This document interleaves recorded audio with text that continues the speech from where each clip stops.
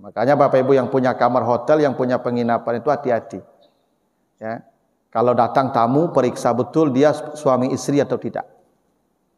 Ya. Oh, misalnya dia punya alasan, Pak Ustaz, saya ini lupa bawa surat nikah. Oke, kalau lupa bawa surat nikah, bersumpah. Semuanya dosanya sama.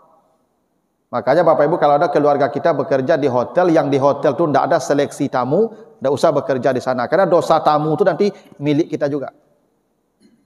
Karena kita tahu masuklah ke rumah orang dalam keadaan buta dan keluarlah dari rumahnya dalam keadaan bisu. Itu aturan kita bertamu. Masuk ke rumah dia dalam keadaan buta. Jangan dilihat isi rumah dia. Kalau keluar dalam keadaan bisu, jangan ceritakan rumah dia. Ada memang sebagian orang nih masuk ke rumah orang, nyopareso di ruang tamu sampai ke WC, ke kamar mandi, sampai ke dapur. Boleh tuh Ibu. Menceritakan isi rumah orang itu tidak boleh. Makanya Ibu Bapak kalau datang bertamu ke rumah orang hanya berhak ke ruang tamu, tidak boleh ke ruang yang lain. Kalau dia tidak kasih izin, dia suruh pulang, pulanglah dulu. Jangan ngotot. Memang begitu aturannya. Supaya kita tidak jadi maksiat kita masuk ke rumah orang itu. Makanya Pak aparat kalau mau menggeledah rumah orang, satu, dia minta izin baik-baik ke penghuni rumah, dan yang kedua harus dapat rekomendasi dari pemerintah setempat, RT atau RW-nya. Ada surat tugas dari kantornya juga. Tidak bisa tuh Pak kita semena-mena mentang-mentang kita aparat tuh lalu masuk ke rumah orang, lalu orang tuh menjadi seperti tidak punya hak di rumahnya. Itu makanya Nabi Sulaiman dulu Pak itu kirim surat dulu ke Ratu Balkis lewat burung hudhud. Datanglah kalian menyerahkan diri atau kami yang datang ke sana menaklukkan kalian. Jadi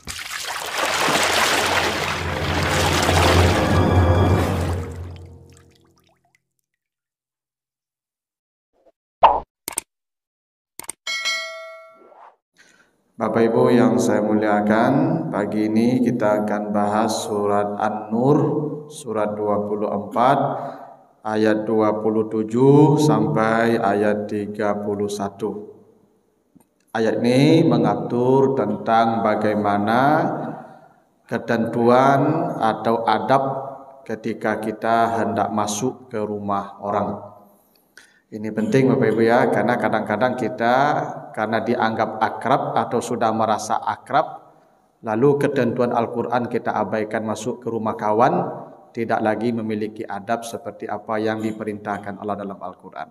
Maka penting ini kita ketahui ya, agar kedatangan kita ke rumah orang tidak menjadi maksiat.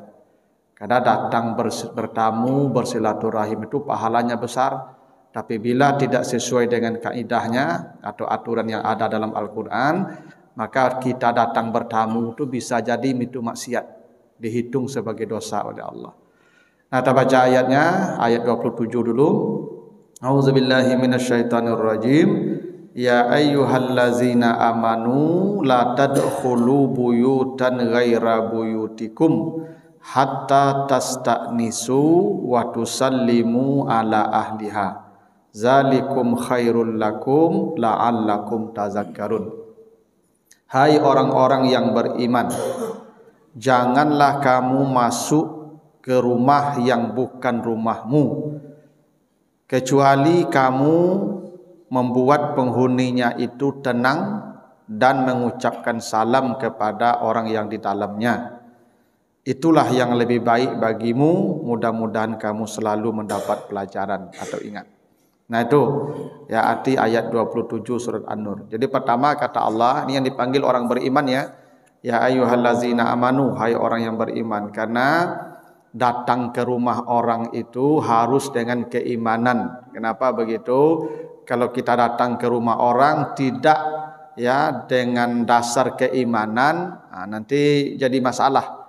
Kenapa? Karena kalau orang datang ke rumah orang dasarnya iman, pasti yang menerima itu nyaman dengan orang itu. Kan kadang-kadang ada orang Bapak Ibu datang kita merasa tidak nyaman ya. Nah, itu mungkin yang datang itu tidak beriman tuh Pak. Biasanya kalau orang saleh, orang baik datang ke rumah kita, kita tenang Pak, nyaman kita, senang kita. Tapi kalau preman gadang batato datang ke rumah awak, Pak, biasanya kita tidak nyaman menerimanya, Pak ya. Kondisi datangnya saja sudah membuat kita tidak nyaman. Makanya kata Allah, hai orang yang beriman, hai orang-orang yang beriman, jangan kamu masuk ke rumah yang bukan rumahmu. Nah, jadi kita ini tidak boleh masuk ke rumah orang, rumah yang bukan rumah kita, kecuali ada dua yang mesti kita lakukan. Satu, tasta'nisu. Kamu menciptakan rasa aman dulu kepada orang yang ada di rumah itu. Kata tasta'nisu ini Bapak Ibu dari kata anasa. Anasa itu arti harfiahnya tenang, lembut, santun, ya, makanya manusia disebut ins karena manusia itu makhluk yang tenang, yang lembut, yang jinak, yang santun. Jadi maksud tasta'nisu itu Bapak Ibu, kalau Bapak Ibu mau datang ke rumah orang, termasuk rumah saudara sendiri, jangan kedatangan kita tuh membuat dia tidak merasa nyaman. Maka cara kita datang ke rumah orang itu diminta izin dulu. Bapak kalau datang ke rumah saya, itu kontak dulu saya. Pak Ustadz, saya ada rencana bertamu, mau menyampaikan sesuatu ke Pak Ustadz. Kapan Pak Ustadz ada waktu menanti atau saya bisa saya temui di rumah jam berapa, hari apa. Sehingga saya menyiapkan waktu saya untuk ya menerima Bapak Ibu. Jangan datang tiba-tiba saja ke rumah saya, Bapak Ibu. Kadang-kadang saya sedang tidak siap menerima orang. Nanti Bapak Ibu ya image saya jadi negatif. Padahal ketika itu saya memang betul-betul sedang tidak siap menerima orang. Makanya Bapak Ibu kalau datang ke rumah orang tuh harus dikontak dulu, janjian dulu. Itu namanya tasta'nisu. Tidak boleh kita datang ke rumah orang, datang saja tiba-tiba tanpa orang tuh tahu dengan kedatangan kita. Itu tidak boleh. Hingga saudara sendiri, saya kalau datang menemui kakak saya, ya, yang perempuan misalnya, saya mesti kontak dia dulu. Nih, ambo datang ke rumah. Oh yo, sama keluarga. Berapa hari di rumah? Ya mungkin 2 hari. Berapa orang tuh? Ya sekitar 5 orang. Nanti dia bicara dengan suaminya dulu tuh. Dah, adik datang ke rumah hanya 2 hari 5 orang. Suaminya akan menimbang tuh Ibu. Karena mungkin dia sudah menyiapkan anggaran untuk keluarganya 1 bulan sekian. Lalu saya nambah ini 2 orang, 2 hari pula, makan 5 orang, makan 2 hari pula di rumahnya nanti itu. Kalau dia merasa belum siap menerima saya, dia akan sampaikan ke istrinya, ke kakak saya, bulan besok sajalah. Sekarang kita lagi belum siap. Bisa begitu tuh Pak. Nah jadi ini aturan yang banyak orang yang tidak peduli Pak Ibu. Kita karena merasa dekat, karena merasa keluarga, datang saja mendadak tanpa pemberitahuan. Itu tidak boleh. Perintah Allah kalau kamu datang ke rumah orang, tasta'nisu. Ciptakan rasa aman bagi yang akan menerima. Ya salah satunya minta izin dulu. Janjian dulu. Tidak boleh datangnya tiba-tiba, mendadak, tidak boleh. Apalagi kalau kita datang di waktu yang dilarang. Karena ada waktu yang dilarang bertamu. Tidak boleh kita bertamu tuh Ibu. Min qabli salatil fajri, sebelum salat subuh tidak boleh bertamu datang. Min ba'di zahirah, setelah salat zuhur tidak boleh datang. Min ba'di salatil isya, setelah salat isya tidak boleh datang. Kadang-kadang kita datang ke rumah orang pun tidak tahu waktu. Bapak Ibu habis zuhur itu sampai nanti waktu asar tidak boleh datang ke rumah orang. Karena orang di waktu zuhur itu membuka pakaian kata Allah. Ya. Tidak boleh kita datang ke rumah orang ketika orang pakaiannya sedang tidak siap. Zuhur itu angeknya di rumahnya, buka baju bagai, minim pakaiannya. Atau nyokai istirahat bagai, kau golek-golek bagai. Awak datang beberapa tamu mota sampai sore, tidak boleh tuh ibu. Makanya ibu-ibu kalau datang ke rumah orang itu, ya itu waktu zuhur, sebelum zuhur dah pulang leh. Nah, kadang ada sebagian ibu-ibu kalau zuhur lalunya pulang leh, duduk di rumah orang. Nah, makanya kata Allah kalau kamu datang ke rumah orang jangan pernah datang sampai kamu minta izin dulu. Maksudnya membuat suasana tenang. Jadi penghuni rumah itu harus merasa nyaman dengan kehadiran kita. Itu namanya tasta'nisu.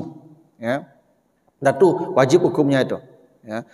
Tidak boleh kita datang mendadak, yang mana tuan rumah tidak siap menerima kedatangan kita.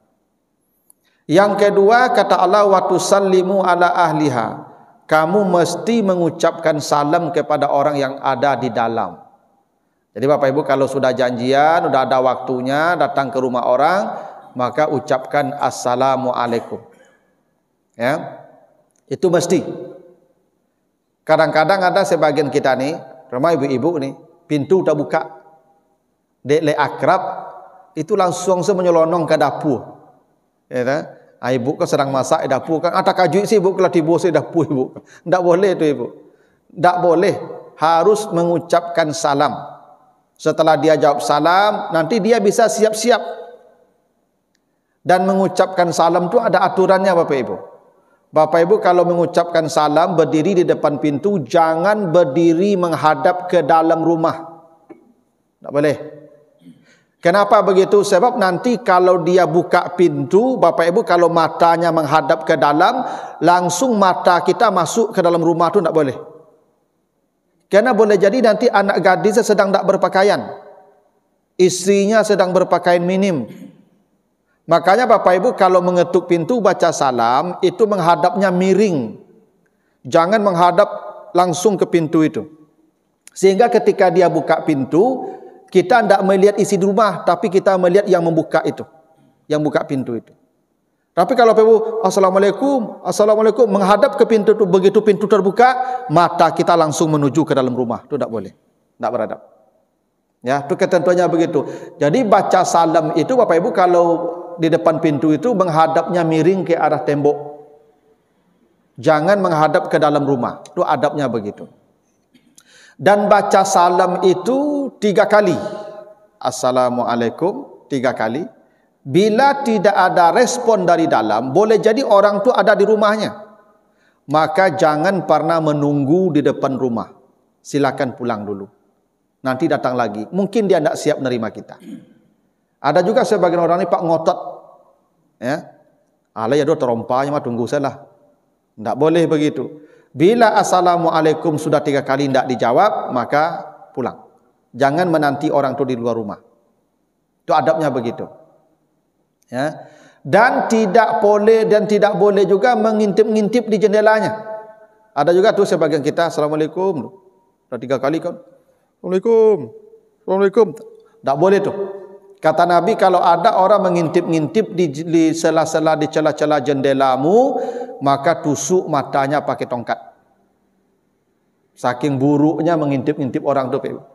Tak boleh tu dari jendela tu kita ngintip-ngintip dari dalam. Orangnya kalau ada yang begitu kata Nabi tusuk matanya. Buruk pekerjaan begitu. Tak beradab kita datang ke rumah orang. Nah baca salam ni Bapak Ibu. Kalau Bapak Ibu datang rombongan, kata Nabi, cukuplah membaca salam itu ayyusallima ahaduhum. 1 orang saja. Nah, jadi Bapak Ibu kalau datang rombongan ke rumah orang, jangan sado yang datang tu mengucapkan salam mati dan di dalam menjawab 50 orang salam ke jawab Bapak Ibu. Nya mengucapkan salam sunatnya, menjawabnya wajib ikut tu mah. Maka kalau Bapak Ibu mengucapkan salam, rombongan datang 1 orang saja. Tidak usah semuanya. Setelah dijawab, masuk semuanya tanpa salam lagi. Bahkan menjawabnya pun 1 orang juga. Kalau di rumah itu ada banyak orang, lalu ada orang mengucapkan salam, menjawabnya pun 1 orang. Itu makanya disebut dengan wajib kifayah. Ya, cukup 1 orang saja mewakili yang lain. Sama juga sekarang kalau saya mengucapkan assalamualaikum, tidak perlu Bapak Ibu jawab semua juga. Ya, 1 orang juga cukup. Cuman yang tidak menjawab rugi saya. Karena ada sebagian ustaz ni Pak Ibu, kadang salamnya berkali-kali diulangnya Pak. Ya, itu. Karena katanya belum ramai menjawab. Tidak ada juga urusan ramai tidak ramai menjawab itu. Karena salam itu hanya wajib dijawab oleh 1 orang mewakili semua orang yang ada. Tapi begitu ketentuannya, tidak boleh kita datang masuk ke rumah orang tanpa salam. Ini sebenarnya tidak hanya berlaku ke rumah orang, hingga rumah kita. Ibu bapak masuk rumah kita itu baca salam. Kan ada orang dalam rumah itu. Kalaupun tak ada orang tetap baca salam. Orang tidak ada, penghuni di rumah itu ada. Makanya ada sebuah hadis, kita ni Bapak Ibu kalau pulang ke rumah kita masing-masing, itu ada setan yang ngikuti kita itu. Di dalam rumah itu juga ada setan itu. Maka ketika kita baca salam, yang akan masuk tidak jadi masuk, yang sudah di dalam pun keluar semua. Ini bukan tempat kita lagi. Tapi kalau Bapak Ibu tidak baca salam masuk rumah, yang di dalam nyaman, yang masuk, yang datang baru pun nyaman pula masuk ke dalam. Makanya salam itu penting. Hingga Bapak Ibu masuk ke kamar kosong sekalipun baca salam. Misalnya Bapak Ibu masuk kamar hotel, kan hotel itu kosong kamarnya itu, baca salam. Karena di kamar itu banyak penghuni itu. Karena kata Nabi, di rumah itu tidak boleh ada kamar kosong lebih dari satu. Jadi hanya boleh kosong kamar satu, kamar tamu. Kalau ada kamar lebih kosong lebih dari satu, maka itu kamar setan. Jin dan setan yang tidur di situ. Nah, makanya Bapak Ibu rumah itu jangan banyak-banyak kamarnya. Itu menyediakan sampai lalu jin dan setan itu. Ya, makanya karena Nabi begitu, perbanyak baca surat Al-Baqarah di rumahmu gitu ya. Nah, karena rumah-rumah yang dibacakan Al-Baqarah tidak dimasuki oleh setan. Nah, itu salah satu ya caranya. Tapi kamar-kamar kosong itu kamar setan. Makanya Bapak Ibu kalau masuk kamar tetap baca salam supaya yang di dalam itu keluar. Dan tempatnya tidak di situ lagi itu. Nah, makanya masuk kamar hotel pun baca salam tuh. Walaupun tidak ada orang di dalam. Assalamualaikum. Karena ada jin di situ. Ya. Bahkan kalau ada jin yang Islam nanti bisa dijawabnya tuh, Bapak Ibu. Boleh dijawabnya itu. Bapak Ibu baca salam masuk kamar hotel itu dan ada jawaban tuh. Bahkan kok tak dengar jawabannya inyo itu. Kan? Saya bilang assalamualaikum. Waalaikumsalam. Dia lari loh Bapak Ibu itu. Bisa jadi jin itu. Berarti dia mau keluar itu. Ya kalau ada jawaban, tapi biasanya tidak ada jawaban itu. Mana tahu nanti Pak. Pak baca salam masuk kamar hotel ke ada jawab Pak. Waalaikumsalam. Dia lari loh Pak tu. Ya. Nah jadi membaca salam tu bukan hanya masuk ke rumah orang, rumah kita pun membaca salam, apalagi rumah orang. Makanya kata Allah, jangan kamu masuk ke rumah yang bukan rumahmu. Dua. Pertama meminta izin dulu. Kapan dia bisa kita masuk ke rumah dia? Kapan dia bisa menerima kita dan baca salam kalau kita sudah mau masuk ke rumah dia. Dan itu nanti ada adab baca salam. Pertama baca salamnya 3 kali saja. Yang kedua tidak boleh menghadap ke dalam rumah. Yang ketiga itu kalau baca salam tidak boleh sambil mengintip-ngintip di jendela. Tidak boleh. Itu ya pekerjaan yang sangat buruk. Nah lalu kata Allah fa illam tajidu fiha ahadan fala tadkhuluha hatta yu'zana lakum. Bila tidak ada orang di dalamnya, maksudnya rumah ini tidak ada penghuninya, maka jangan kamu masuk sampai diberi izin untuk masuk. Jadi kalau misalnya rumah ini tidak ada orang, misalnya penghuninya sedang tidak ada di rumah, kita punya keperluan ke rumah itu, maka tidak boleh kita masuk kecuali ada izinnya. Mungkin izin dari pemilik rumah kita telepon, atau izin dari kerabatnya, atau izin dari aparat setempat seperti Pak RT, Pak RW. Ini Bapak Ibu, dasarnya ini ayat, tidak boleh kita menggeledah rumah orang hingga kalau kita pun aparat keamanan. Tidak boleh. Tidak boleh menggeledah rumah orang. Kecuali kita dapat izin dari penghuninya. Ini banyak polisi-polisi Bapak Ibu sekarang seenaknya menggeledah rumah orang. Rumah orang tu tidak ada hak kita masuk tanpa izin pemiliknya. Walaupun kita ini penegak hukum. Minta izin ke pemiliknya. Ini dosa nih Bapak Ibu. Jangan mentang-mentang kita aparat keamanan lalu kita mau seenaknya masuk ke rumah orang tanpa ya izin pemiliknya. Harus minta izin, Pak. Kami ini dari ya kepolisian ingin menyelidiki ini dan informasi yang kami terima di rumah Bapak ada keterkaitan dengan kasus ini. Ya, ini kami dari tugas ini surat tugas kami. Mohon izin kami untuk memeriksa rumah Bapak. Harus minta izin tu Pak. Ya. Atau minimal izin itu dapat dari RT, dari RW kalau orang rumah itu tidak ada. Ini kadang-kadang kita ni Pak Ibu, Masya Allah ya aparat ini ya kalau sudah urusan penggeledahan itu seakan-akan yang punya rumah itu tidak berharga sama sekali. Tidak punya hak lagi untuk menentukan ya izin masuk rumah dia. Harus minta izin ke dia tuh Pak Ibu. Tidak ada cerita walaupun kita aparat sekalipun. Itu aturannya begitu. Kadang tidak sedikit nih Bapak Ibu. Justru kadang-kadang ya ada niat tidak baik yang menggeledah ini kepada yang menghuni rumah. Kan tidak sedikit Pak, justru barang bukti dibawa yang menggeledah ke dalam. Padahal yang punya rumah tidak ada masalah sebetulnya. Tapi barang bukti dibawa si penggeledah ke dalam. Makanya perlu izin tuh Pak. Aturan agama kita mengatur begitu. Tolong hargai hak orang yang punya rumah itu. Jangan seenaknya kita memeriksa kamar tidur orang. Tidak boleh. Rumahnya saja bagian luar tidak boleh diperiksa. Apalagi ke kamar tidurnya kita periksa. Ya. Kata Nabi, kata Allah, jangan kamu masuk rumah sebelum ada izin dari pemilik rumah atau izin dari aparat atau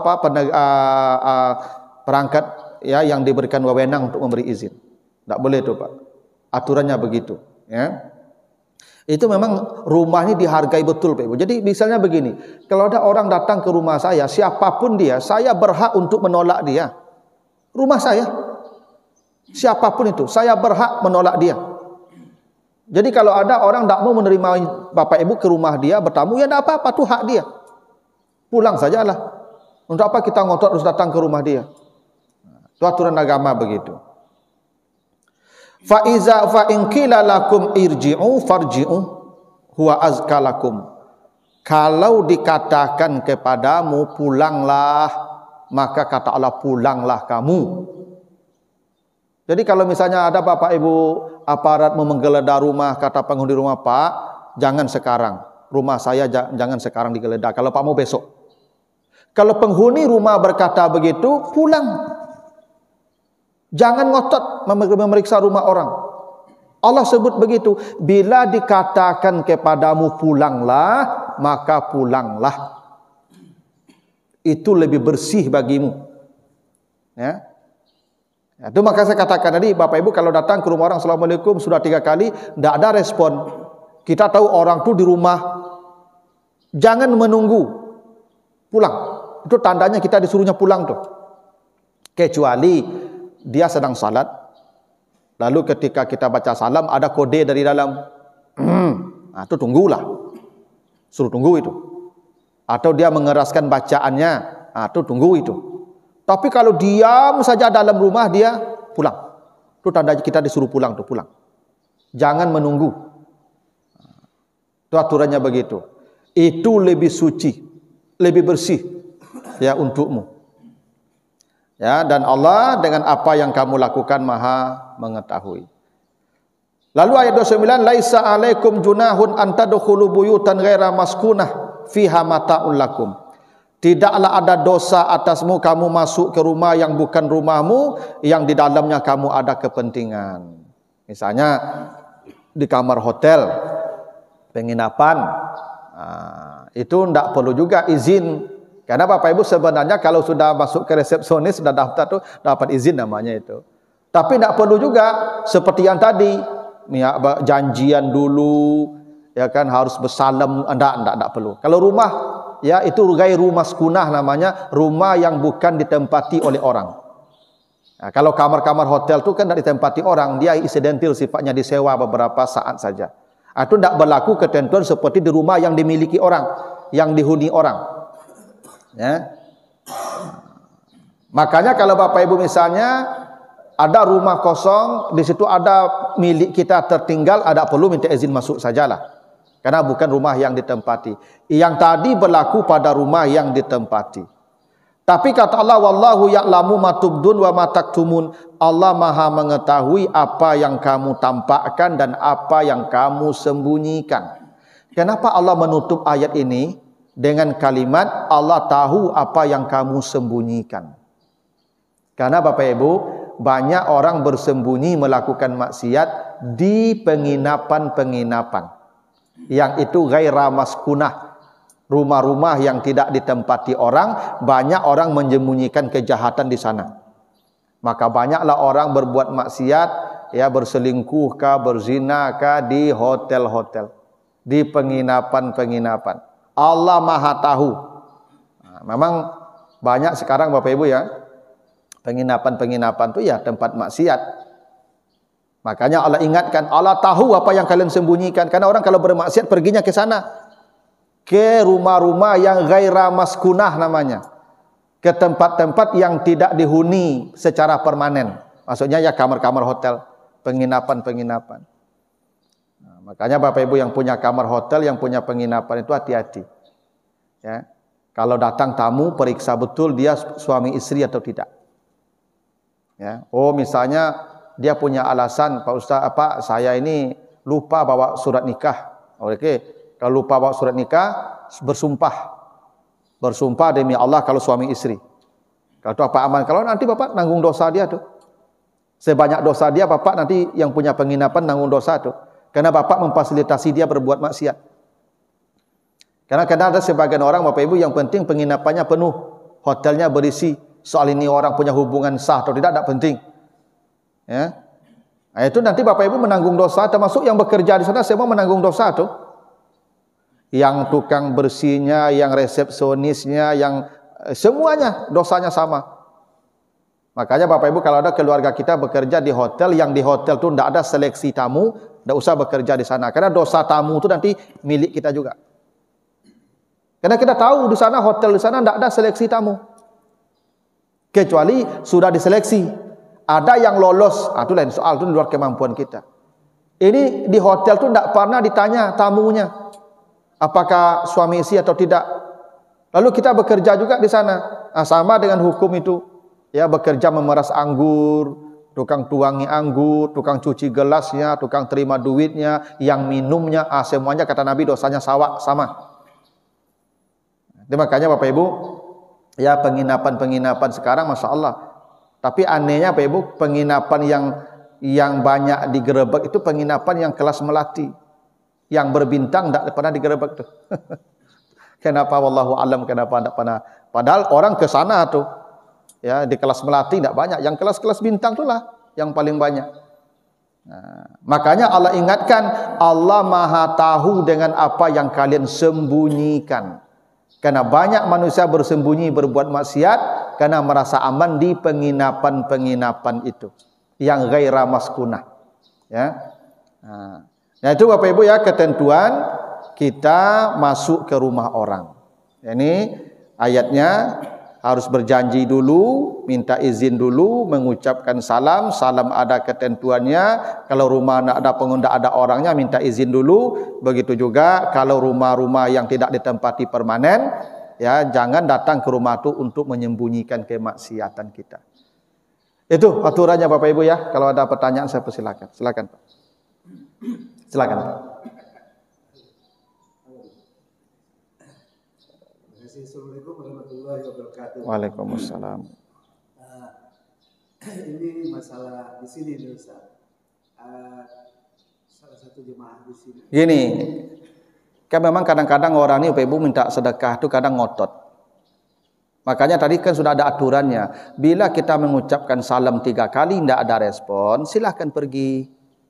Nanti mau datang lagi tidak apa-apa, tapi pergi dulu. Menunggu itu tidak boleh Pak. Tidak boleh kita menunggu di depan rumah orang. Kalau sudah 3 kali ucapkan salam, tidak ada respon, pulanglah. Nanti datang lagi. Tapi memang dia kadang-kadang orang-orang minta-minta nih Pak, dia sudah hafal orang yang di rumah ini. Bahwa kalau dia datang ke rumah ini pasti dapat. Jadi tadi lama mau nunggu Bapak. Ya, karena dia tahu Bapak akan ngasih. Ya, menunggu itu tidak boleh. Ya, karena dia tidak mengerti adab datang ke rumah orang. Kan sudah dibilang, kan Allah sudah katakan, bila tidak ada respon, farji'u, pulanglah. Fahuwa azkalakum, itu yang lebih baik, yang lebih bersih untuk harga dirimu, pulang dulu. Menunggu di rumah orang itu orang rendah pandangannya ke kita. Itu. Tidak boleh menunggu orang ya di depan rumah dia. Baca saja salam 3 kali, tidak ada respon, berarti dia tidak siap menerima kita, pulang. Nah, maka kalau yang begitu itu Pak, nanti untuk pelajaran juga tidak usah dikasih lagi. Ya. Tapi kalau Pak mau kasih juga tidak apa-apa. Kan kata Nabi begitu. Kalau ada orang meminta-minta ke rumahmu, berilah walaupun dia datang pakai onta. Onta itu maksudnya pakai kendaraan mewah. Mungkin dia datang naik Innova. Dia mengemis. Ya Pak, dia pakai Innova, Pak, minta sedekah hanya. Ya kasihlah. Mungkin yang punya Innova tapi beli minyak tak ada kan, bisa jadi itu Pak. Ya, jadi kasihlah. Ya kalau tidak kasih tidak apa-apa, ganti dengan kaulun ma'ruf, berkata yang baik. Ya, khairun min sadaqatin, lebih baik dari sedekah yang menyakiti tadi. Ya, kalau Pak tidak bisa beri tidak apa-apa, mohon maaf Pak ya, lain kali ya. Ya, saya lagi ada acara nih, saya mau tergesa-gesa nih, mau ke masjid, tidak apa-apa juga. Ya, tapi tetap katanya yang baik, jangan pula dimarahi dia. Tapi memang adabnya tadi tidak boleh menunggu orang di depan rumah dia. Ya, itu membuat diri kita menjadi tidak bernilai di depan orang itu. Siapapun, ya, jangan ditunggu-tunggu di depan rumah orang. Walaupun dia bawahan kita, kita bosnya datang ke rumah dia, ya, lalu kita menunggu dia di luar rumah, tidak boleh. Pergi saja, pulang sajalah. Ya, itu aturannya begitu. Silakan Pak tadi. Waalaikumsalam.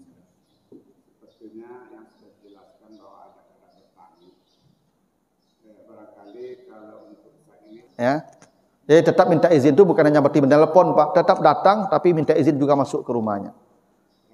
Ya, bisa jadi kalau gini orang penting misalnya kan yang punya staf, dikirim dulu staf.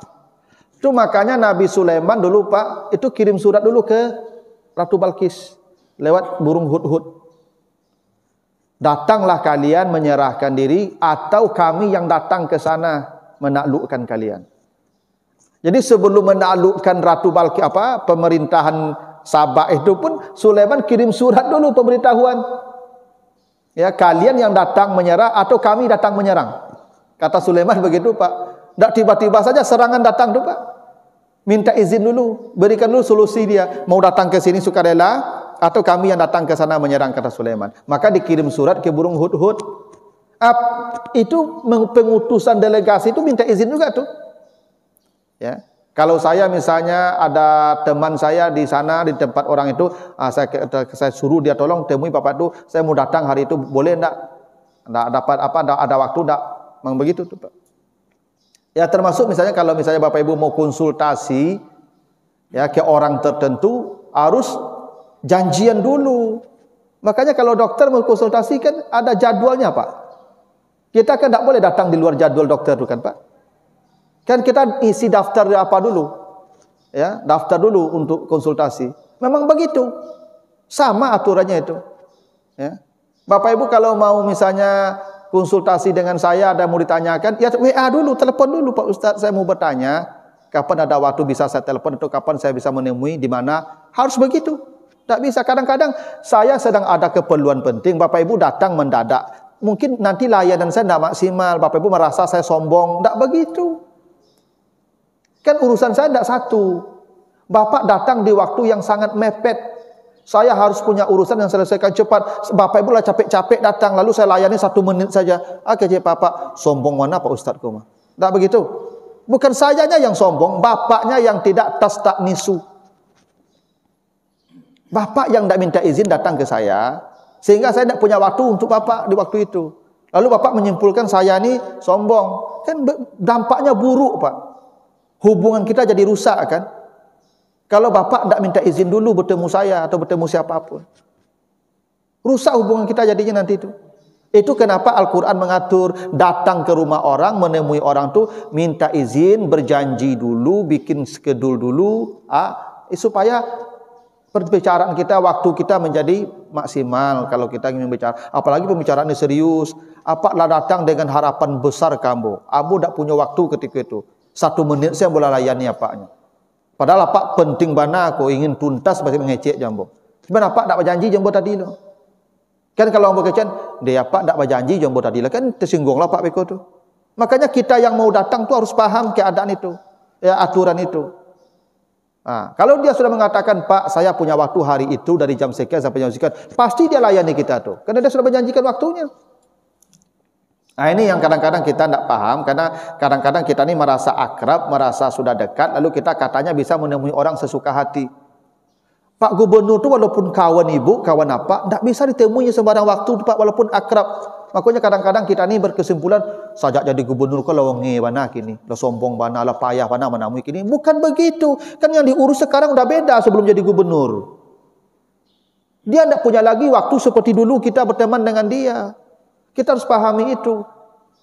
Maka janjian dulu. Walaupun kawan akrab kita Pak Gubernur, ambo ingin mengecek, ingin peralu, jawab Pak, bila ada waktu ambo tamu di mana bisa. Begitu Pak. Jangan datang aja walaupun akrab kan, dua datang semenyelonong, dia punya urusan banyak. Nanti hubungan kita jadi rusak. Itu kenapa Al-Quran mengatur kalau kau datang menemui orang, datang ke rumah orang, tastaknisu dulu, janjian dulu, minta izin dulu. Nah, baru nanti salam. Karena assalamualaikum itu Pak, itu kalimat yang Allah sendiri yang mengajarkannya. Dulu ketika Nabi Adam di sorga disuruh datang ke malaikat. Kata Allah kepada Adam, izhab ila haula'in nafar. Datanglah ke kumpulan para malaikat. Jadi para malaikat sedang ngumpul Pak. Datang Nabi Adam. Kata Allah, dengar apa ucapan mereka. Maka ketika malaikat ke Nabi Adam datang, apa kata malaikat? Assalamualaikum warahmatullah. Maka kata Allah kepada Adam, itulah salammu dan salam anak cucumu sampai hari kiamat. Berarti assalamualaikum itu Pak, bahagian dari wahyu kepada Nabi Adam. Karena malaikat mengatakan itu, kata Allah, itu salammu sampai hari kiamat untuk anak cucumu. Itu kenapa Bapak Ibu nanti masuk sorga disambut dengan kata salamun alaikum juga. Nanti baca surat Ar-Ra'd ayat 23. Manusia digiring ke sorga, begitu sampai di sorga, para malaikat menyambut dengan kata assalamualaikum. Di surat An-Nahl 32 juga begitu. Jadi kalimat assalamualaikum itu bukan Nabi Muhammad yang menciptakan, bukan kita yang mengarang, Allah yang mewahyukan ke Nabi Adam dulu. Maka itu kalimat besar Pak, kalimat yang tidak ringan itu. Itu kenapa setan pun lari. Karena itu wahyu, kalimatnya dari Allah. Kan setan itu kalau manusia berzikir, dia lari. Kalau manusia lengah, dia datang. Assalamualaikum warahmatullahi wabarakatuh. Itu zikir itu Pak. Zikir itu. Nah karena itu, setan tidak akan berani lagi ke rumah itu. Karena kita mengingat Allah berzikir. Nah begitulah dulu Bapak Ibu ya. Mudah-mudahan ada manfaatnya. Lebih kurang mohon maaf. Subhanakallahumma wa bihamdika. Asyhadu an la ilaha illa anta astaghfiruka wa atubu ilaika. Wassalamualaikum warahmatullahi wabarakatuh.